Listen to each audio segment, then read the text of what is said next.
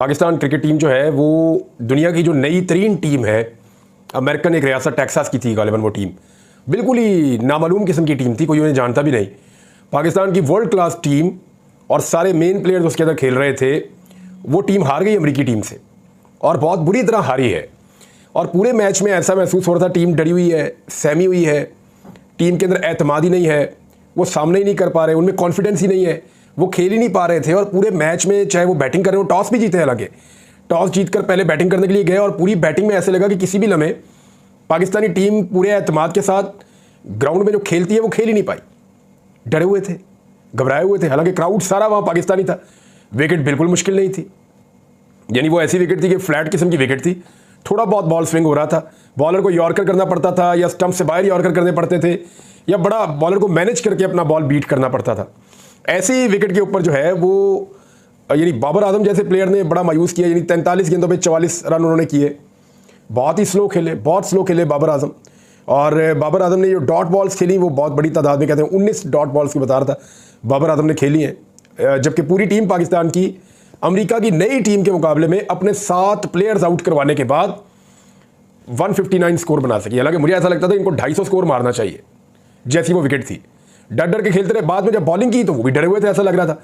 पाकिस्तान अपने टॉप के 4 बॉलर लेकर गया, मोहम्मद आमिर, शाहीन अफरीदी, नसीम शाह, जिनका दुनिया में नाम है बॉलर्स का, फिर जो हमारा बहुत तेज़ बॉलर है हारिस रऊफ, उसको भी, और फिर साथ में स्पिनर भी। तो ऐसी टीम के साथ खेले और इतनी बुरी तरह हारे कि इनमें कॉन्फिडेंस था ही नहीं। इमरान खान एक बात कहा करते हैं क्रिकेट के बारे में, और वो हर मैदान में ये बात कहते हैं कि हार का डर आपको जीतने नहीं देता। तो एग्जैक्टली पहले बॉल से ही ऐसा लग रहा था कि ये टीम शायद हार के डर से खेल रही है। अमेरिका ने पाकिस्तान के 8 प्लेयर्स को आउट किया 21 ओवर्स में। 21 ओवर इसलिए कह रहा हूं कि 20-20 बराबर हो गया। 3 प्लेयर हमने सिर्फ उनके आउट किए, उन्होंने हमारे 7 आउट किए। और दोबारा जब मैच हुआ सुपर ओवर के ऊपर तो उन्होंने 18 रन बनाए और उनका कोई प्लेयर आउट नहीं हुआ और पाकिस्तान वो रन नहीं बना सका और पाकिस्तान का एक प्लेयर भी आउट हो गया। तो उन्होंने 21 ओवर में पाकिस्तान के 8 प्लेयर्स आउट किए और पाकिस्तान ने 21 ओवर में उनके 3 प्लेयर्स आउट किए। अच्छा, वो ना तजुर्बाकार टीम है और उनका एक्सपीरियंस नहीं था इतना ज़्यादा इंटरनेशनल मैचेस का, वरना वो पहला मैच भी सुपर ओवर में ना जाने देते, बल्कि वो बासानी 18 ओवर में 19 ओवर में वो स्कोर को पूरा कर सकते थे। इतना अच्छा और इतने कॉन्फिडेंस के साथ वो टीम खेली है, सिर्फ थोड़ा सा तजुर्बे का फुकदान था। तो अमेरिका ने बड़ा ज़बरदस्त खेल का मुजाहरा किया, उनकी जो टेक्सास की टीम है, और पाकिस्तान का खेल आपके सामने है। और रीजंस क्या हो सकते हैं, देखिए टीम का मोराल ही बिल्कुल डाउन किया हुआ है। वहाब रियाज जैसे बंदे को जो है वो उन्होंने बना दिया टीम का चीफ सेलेक्टर। एक दौर में वो अच्छी बॉलिंग किया करते थे, लेकिन फिर 6 छक्के भी खाए उन्होंने हम सबके सामने। और जब वो बिल्कुल नेस्तो नाबूद हो गया, और क्रिकेट का जो कोच होता है या क्रिकेट का जो चीफ सेलेक्टर होता है वो बहुत ज़्यादा क्रिकेट सेंस रखने वाले लोग होते हैं, उनका बड़ा लंबा एक्सपीरियंस होता है। वो ऐसे आप उठा के किसी स्टार को नहीं लगा देते। फिर मोहसिन नकवी साहब को क्रिकेट के बारे में सारी ज़िंदगी उन्होंने क्रिकेट की फर्स्ट क्लास क्रिकेट उन्होंने कहाँ खेली है, क्रिकेट के बारे में उन्हें कुछ पता हो, कुछ चीज़ें वो जानते हो। बस ताल्लुकात की बुनियाद के ऊपर वज़ीर आला पंजाब बन गए पहले, फिर वो सेनेटर बन गए, फिर वो पाकिस्तान के वज़ीर दाखिला बन गए और पाकिस्तान क्रिकेट बोर्ड के चेयरमैन भी बन गए। अब जब इतने सारे ओहदे वो संभाल रहे हैं और नीचे उन्होंने अपने ताल्लुक वाले लगा दिए हैं, तो टीम का तो यही हाल होगा। और आदम खान एक दफ़ा फिर 0 पे आउट हो गए। मुझे इस हार के अंदर जो सबसे इंपॉर्टेंट चीज़ लगी वो एक ही लगी, और वो थी टीम का डरे होना। टीम सहमी हुई थी, टीम के अंदर एतमाद था ही नहीं, कॉन्फिडेंस ही नहीं था। और वो पूरा मैच ऐसे लटके हुए मुंह के साथ खेल रहे थे कि जैसे पता नहीं हम जीतेंगे या नहीं जीतेंगे। टीम एक यूनिट बन के खेली ही नहीं। बहरहाल ये पाकिस्तान की एक इबरतनाक शिकस्त है। और अमेरिका की नई टीम की, बिल्कुल ही नई बच्चा टीम जो है उनकी पहली एक बहुत बड़ी फतह है। अभी तो आपको अफगानिस्तान से खेलना है, बांग्लादेश से खेलना है, इंग्लैंड से खेलना है। इन विकेटों के ऊपर इंग्लैंड इतनी फैंटी लगाएगा, वेस्ट इंडीज़ इस तरह का कुटापा लगाएगा, इंडिया की टीम अभी पड़ी हुई है, और ऑस्ट्रेलिया, अभी आप देखें क्या तमाशा होगा यहाँ पे।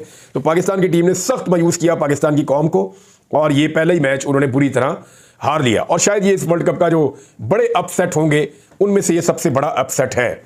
इमरान खान साहब के 2 स्टेटमेंट्स हैं, वो मैं आपके सामने रख देता हूँ, और ये बहुत अहम स्टेटमेंट है। इस एक स्टेटमेंट ने पाकिस्तान के जो रवायती सियासी खानदान है उनकी कई कई दहाइयों की सियासत को खा लिया है। इतना बड़ा स्टेटमेंट इमरान खान ने दिया है। तो ये 2 जुमले, लेकिन ये बताते हैं कि इमरान खान सियासतदान नहीं है, वो लीडर है। हैं तो ये 2 जुमले, लेकिन ये 2 जुमले आपको बताते हैं कि इमरान खान कितना बड़ा आदमी है। ये बताते हैं कि उसका करैक्टर क्या है, ये बताते हैं कि वो अपने बारे में सोचता है या अपने मुल्क और अपने लोगों के बारे में सोचता है।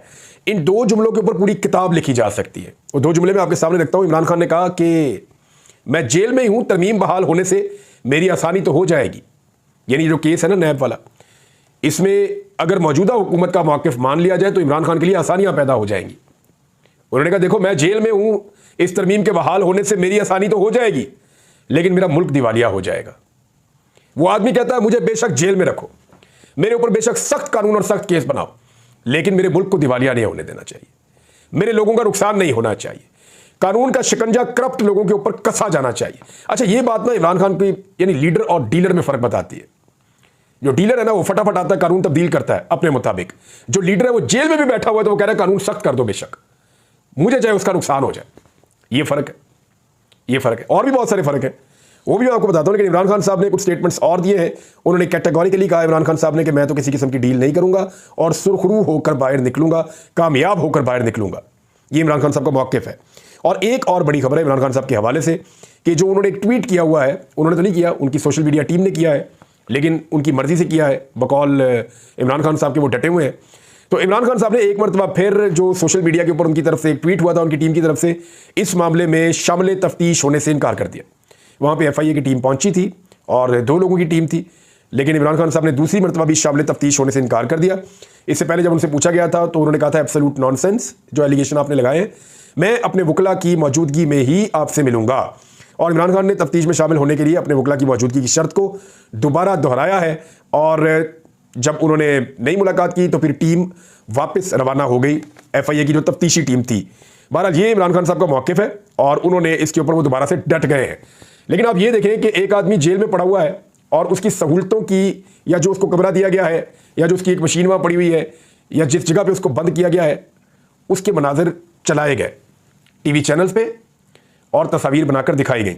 पाकिस्तान तहरीक इंसाफ के एक रहनुमा जो इमरान खान साहब को अक्सर जाकर जेल में मिलते हैं, उन्होंने मुझे बताया कि जेल के अमले ने उन्हें आगाह किया है कि इमरान खान साहब के ये जो सेल और इसकी सराउंडिंग की जो तस्वीर ली गई हैं, इनसे पहले जब इमरान खान साहब, ये उस वक्त ली गई जब इमरान खान साहब यहाँ से मूव किए हुए थे, या तो वो मुलाकातों के लिए निकले हुए थे, ये कंफर्म नहीं हुआ कि वो कहाँ निकले हुए थे उस वक्त। बहुत मुमकिन है कि वो मुलाकातों के लिए गए हुए थे, या इमरान खान साहब जो है वो ये पेशी के अंदर कहीं मसरूफ थे। उस दौरान में ये तस्वीर हासिल की गई हैं और इन तस्वीर को बाकायदा चुना गया है, जो तस्वीर वायरल की गई हैं। अच्छा, इसमें जो मुझे तहरीक इंसाफ के रहनुमा ने बताया, उन्होंने कहा जी कि जेल के अमले ने या सोर्सेज ने बताया कि बड़ी तैयारी करके, बड़ी सफाई सुथराई करके, चीज़ों को फैला के रख के फिर जाके ये एक बनाई गई है, ये तस्वीर बनाई गई हैं। क्योंकि अगर आप गौर करें तो जो कूलर है वो इधर वाली साइड पे होना चाहिए ना, जहाँ बाहर से हवा आती है। नॉर्मली कूलर को कभी कमरे के अंदर इधर वाली साइड पे नहीं होता, सर वाली साइड पे इधर होता है, लेकिन हो सकता है कि उधर भी रखा हो, वो मुझे कोई इसका आइडिया नहीं है। मुमकिन है कि उस तरफ से फिक्स किया गया उसे। लेकिन ये बात है कि इसको ज़रा सेट करके, चीज़ों को सही रख के, अलाइन करके, चीज़ें शामिल करके वो ये क्लेम कर रहे थे कि तस्वीर इस तरह बनाई गई है। लेकिन हुकूमत ने कोशिश की इमरान खान को ख़राब करने की, उल्टा हुकूमत ख़राब हो गई। ये जो काम करते हैं ना, इनका उल्टा हो जाता है। आज पूरी कौम जो है वो इमरान खान के सेल को देखने के बाद रंजीदा है। लोग ये कह रहे हैं कि भाई वो इतना बड़ा आदमी, पूरी दुनिया में उसका नाम, वो जहाँ जाता है अमेरिकी सदर भी उसके फ़ैन हो जाते हैं। ऐसे आदमी को एक छोटे से सेल के अंदर बंद किया हुआ है, जहाँ पे वो अगर चले तो 2-3 कदम नहीं चल सकता वो आदमी।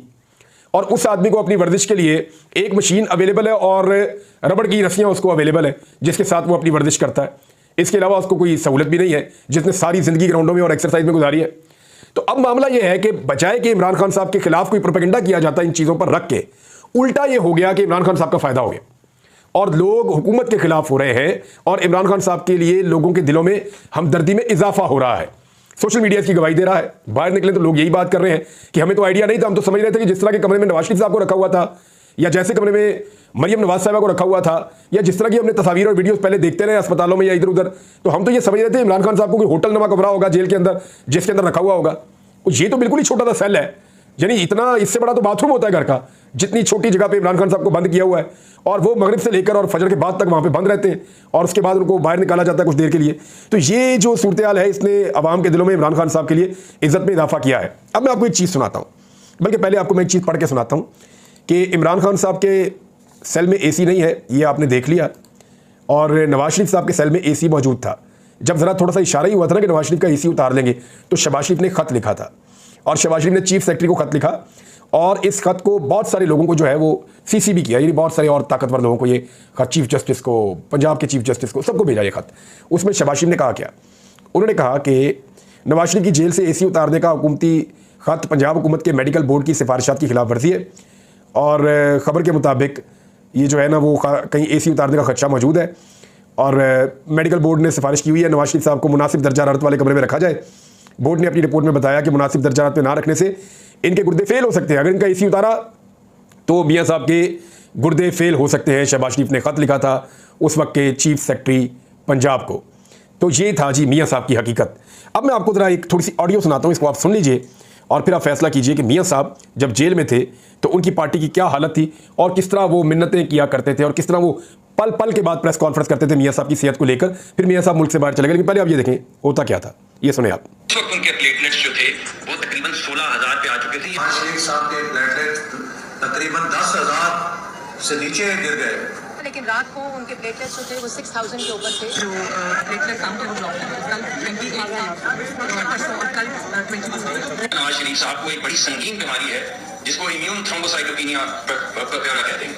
इसके अलावा आप सब जानते हैं कि उनको पहले 2 हार्ट अटैक्स हुए, ये तीसरा हार्ट अटैक हुआ था। 2 बाईपास हो चुके हैं, 7 स्टंट हैं, 10 स्टेज है किडनीज की भी। ब्लड सप्लाई ब्रेन को देती वो 60 से 70% जो है वो ब्लॉक है। उनका 2000 प्लेटलेट काउंट मियां मोहम्मद नवाज शरीफ साहब का हो गया है। मायोकार्डियल इन्फेक्शन का कि मियां साहब के लिए जो हमने रिपोर्ट बनाई है उसमें अभी हमने 80% जो है उसकी जो सेवेरिटी है डिजीज की उसको कम करके बताया। लेकिन ये आपने सुन लिया, ये वो बीमारियां थीं जो मियां नवाज शरीफ साहब को लगी हुई थीं जब वो एसी वाली बेहतरीन वीवीआईपी किस्म की जेल में मौजूद थे।